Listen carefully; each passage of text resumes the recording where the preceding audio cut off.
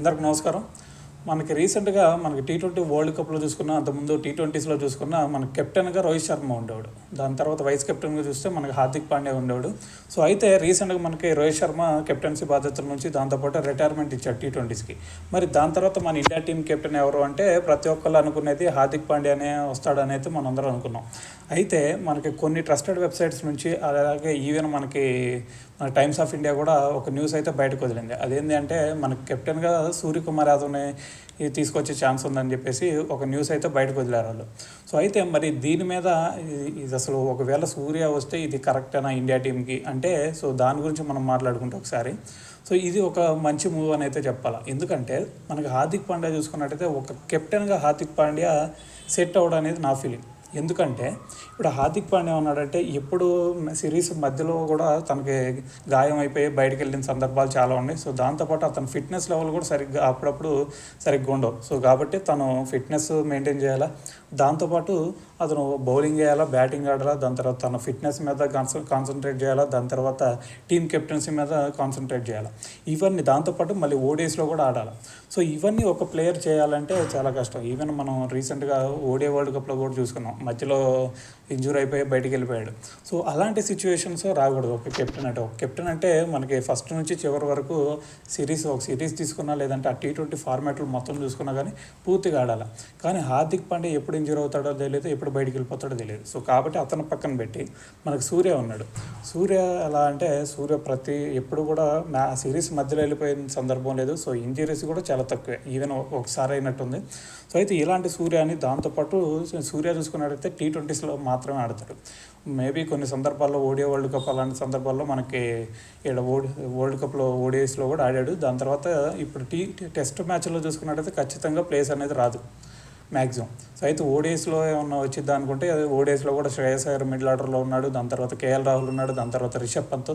So వీళ్ళందరూ strong middle order అయితే ఉంది. సో ఆ ప్లేస్ కూడా దక్కే ఛాన్స్ చాలా తక్కువ.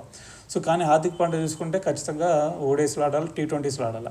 కానీ ఇటువైపు సూర్య చూసుకుంటే ఓన్లీ టీ20సే, దాంట్లో కూడా కెప్టెన్సీ బాధ్యతలు. సో ఇలాగ ఇది ఒక ఫ్రీ ఎన్విరాన్మెంట్ అయితే సూర్యకు ఉండిద్ది, కానీ హార్దిక్ అయితే ఈ ఎన్విరాన్మెంట్ ఖచ్చితంగా ఉండదు. సో దాంతోపాటు ఇక్కడ హార్దిక్ పాండ్యా మెంటాలిటీ, అటువైపు మనకి కొత్తగా వచ్చిన కోచ్ గౌతమ్ గంభీర్ మెంటాలిటీ ఇద్దరితో ఒకటి కాదు. ఎందుకంటే అటు మనకి గౌతమ్ గంభీర్ చూసుకున్నట్టయితే కొంచెం అగ్రెసివ్ మైండ్ సెట్, దాని తర్వాత ఇటు హార్దిక్ పాండ్యా చూసుకుంటే కొంచెం యాటిట్యూడ్ మైండ్ సెట్. సో వీళ్ళిద్దరి మధ్య ఒక మంచి ర్యాప్ కుదిరే ఛాన్స్ అయితే ఖచ్చితంగా ఉండదు. సో కాబట్టి ఇటువైపు సూర్యాన్ని పెట్టడమే చాలా బెటర్ అనేది నా ఫీలింగ్. ఎందుకంటే ఒక కెప్టెన్ అంటే కొంచెం కూల్గా ఉండి కొంచెం మ్యాచ్ని ముందుకు తీసుకెళ్లే టైప్ ఉండాలి. సో దాంతోపాటు సూర్య చూసుకున్నట్టయితే మనకు సూర్య కొన్ని మ్యాచెస్ కూడా అతను కెప్టెన్గా ఉన్నప్పుడు చాలా మ్యాచ్లు మనకు కెప్టెన్గా చేశాడు. అదేంటంటే మనకి ఆస్ట్రేలియా సిరీస్లో చేశాడు, ఆస్ట్రేలియాలో కూడా 4-1తో గెలిపించాడు. దాని తర్వాత సౌత్ ఆఫ్రికా మీద చేశాడు, సౌత్ ఆఫ్రికా మీద 3 మ్యాచ్ల్లో 1-1తో 2 సమ్మన్ చేశాడు. సో ఇలాగా ఒక మంచి స్టాట్స్ ఉన్నాయి. దాంతోపాటు సూర్య కెప్టెన్గా ఉన్నప్పుడు ఈవెన్ ఒక సెంచరీ కూడా చేశాడు.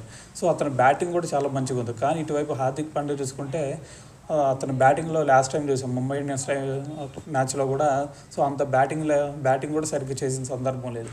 సో ఇలాగా ఒక మంచి బ్యాటింగ్ కూడా చేయగలుగుతాడు ఇటువైపు సూర్య చూసుకుంటే. సో ఇలాంటి సూర్యని పెడతాం అనేది చాలా బెటర్ అనేది నా ఫీలింగ్.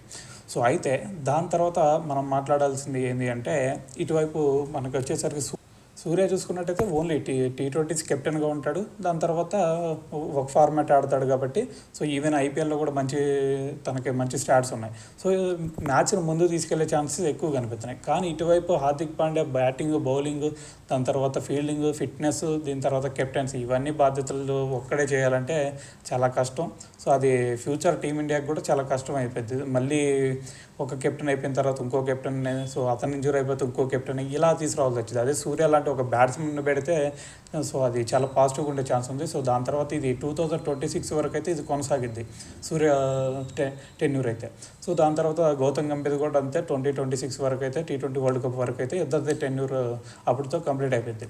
సో దాని తర్వాత ఇంకొక యంగ్స్టర్స్ మనకి రుతురాజ్ గైక్వాడ్ లాంటి ప్లేయర్స్ ఉన్నారు. సో అతన్ని కనుక దాని తర్వాత అతను మంచి ఇన్నింగ్స్ ఇప్పటిలాగా ఆడితే రుతురాజ్ గైక్వాడ్ని కూడా కెప్టెన్గా చేయొచ్చు.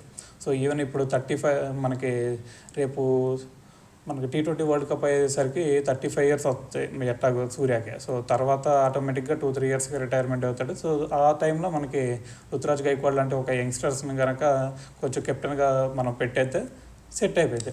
సో ఇదైతే మనకి బీసీఐ తీసుకుందా లేదంటే గంభీర్ దీన్ని అనుకున్నాడా ఇదంతా మనకు తెలియదు. సో ఈ మూవ్ అయితే కరెక్టే అనేది నా ఫీలింగ్. సో దీని గురించి మీరేమనుకుంటున్నారో కామెంట్ చేయండి.